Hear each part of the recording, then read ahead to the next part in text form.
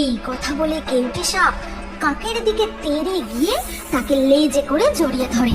বাঁচাও বাঁচাও, কেউ আমাকে বাঁচাও। मणिमाला जलपरी नदी के किनारे एक लीची का पेड़ लगाया था जिसमें खूब सारी लाल लीचियां लगती थी, लेकिन मणिमाला जलपरी पेड़ पर किसी भी पक्षी को बैठने नहीं देती। अगर कोई बैठने की कोशिश करती, हंस हंस उड़ जा मेरे पेड़ से, कहती हूँ चली जा, नहीं तो तुम सबको पकड़कर बंदी बना लूंगी। इस तरह मणिमाला सब पंछियों को डराकर भगा देती थी। उफ, क्या करूँ? इस जंगल के पंछियों से अपनी लीचियों का रक्षा कैसे करूं पता नहीं। हाँ, मैं समझ गई, मैं अपनी लीचियों को गिन कर रखती हूँ।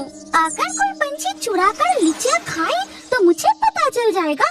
ये कहकर मणिमाला जलपरी लीचियाँ गिनने लगी और लीचियाँ गिनने के बाद वो बोली, अब मैं अपने जल राज्य लौट जाती हूँ। कल सुबह कर मैं फिर से लीचियाँ गिन कर देखूंगी। फिर मणिमाला जलपरी नदी में डुबकी लगाकर चली जाती है। तभी वहाँ से उड़कर जा रही थी रोनी कौवा। अरे वाह, कितनी सारी लीचियाँ!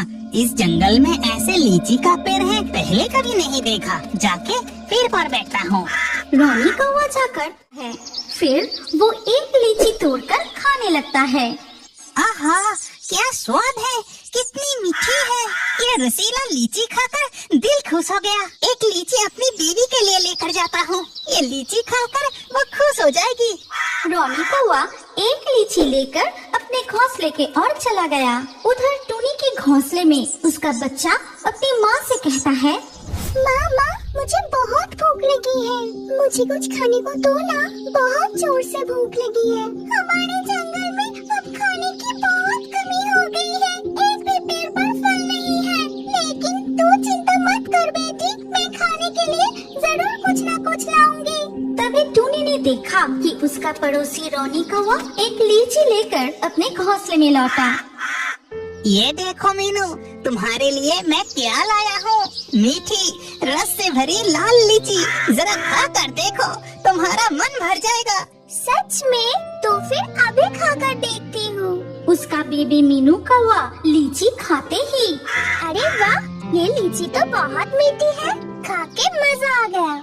ठीक उसी वक्त कौवा के पड़ोसन टूनी ने बोली, अरे कौवा भैया, तुम्हें ये लीची कहाँ से मिली? मेरी बच्ची को बहुत भूख लगी है, मुझे बताओ ना, तुम्हें ये लीची कहाँ से मिली?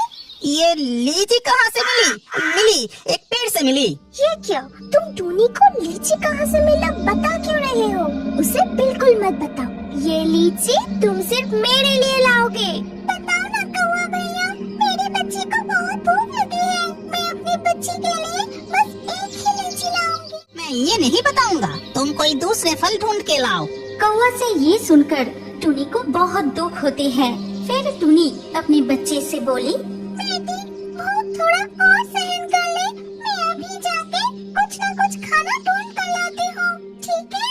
ये कहकर टूनी खाने की तलाश में उड़ जाती है। इधर उधर खाना ढूंढने की बहुत कोशिश की, लेकिन कुछ नहीं मिला। शाम होने वाली है, घोंसले में मेरा बच्चा अकेला है, अब और देर करना ठीक नहीं होगा। अरे वो रहा, एक केचुआ। फिर टूनी चिड़िया मिट्टी से एक केचुआ उठाकर अपने घोंसले में लौट आई। आज यही खा ले बेटा, कल मैं तेरे लिए पास के जंगल से स्वादिष्ट फल लेकर आऊंगी, ठीक है ना? इसके अगले दिन सुबह मणिमाला जलपरी अपने लीची के पेड़ के पास फिर से आती है। मेरी ये लाल लाल लीचियों को देखते ही मेरा मन खुश हो जाता है, अब जल्दी से लीचियों का गिनती कर लेती हूँ।